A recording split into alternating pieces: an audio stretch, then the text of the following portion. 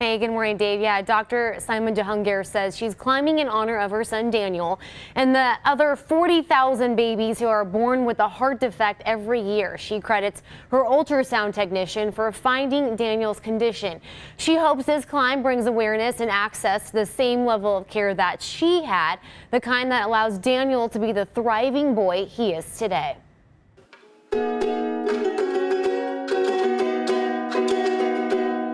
Daniel Antioni is pretty much your average 9-year-old. Here he is sitting on the couch with his mom and older sister, playing one of his favorite songs, Riptide by Vance Joy. But as his mom would tell you, his birth was anything but average. Daniel was diagnosed with this heart defect at 20 weeks of age in my belly. And so I already knew months before he was born that he was going to need a surgery. His condition didn't allow his blood to get the right amount of oxygen.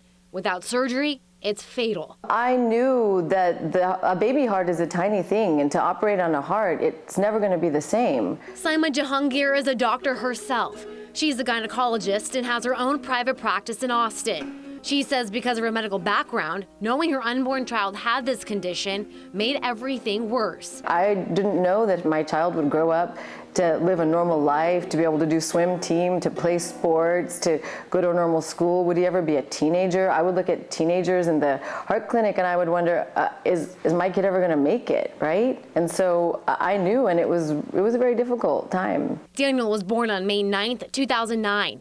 Dr. Jahangir says the following 2 months were the most challenging months of her life. His surgery was complicated. After 7 hours of surgery, they realized that the surgery they had performed wasn't going to work, which means they undid the surgery and then they redid the surgery. Ever since she found out about Daniel's heart issue, Dr. Jahangir says it's been a lifelong dream of hers to climb Mount Kilimanjaro. Not just for Daniel, but for the 40,000 other babies born with congenital heart disease every year. Ever since I found out about my son's heart was to make sure that he had the best care available, access to the best doctors so that he could live the fullest life he could. And once I accomplished that, I realized how many people out there didn't have the same access and ability I did, and my mission was to be able to provide that access and ability to anybody else who had the same experience that our family had with Daniel being diagnosed with heart disease. Mount Kilimanjaro is the highest mountain in Africa. The doctor says she decided to climb this mountain because the air is thin at the peak, and she imagines it will feel similar to what Daniel experienced before his heart was fixed, something Daniel finds pretty cool. It feels good that my mom's gonna get to do her dream, and also I'm gonna miss her a lot. At this stage in his life, Daniel doesn't fully understand what he went through, but he does have this to remind him. It feels normal, but it also feels weird that I'm the only one that I know at my school that has 4 belly buttons and has a giant slime in my chest. And until he does realize exactly what happened, Daniel says he feels lucky to have his heart fixed and live life like a normal kid.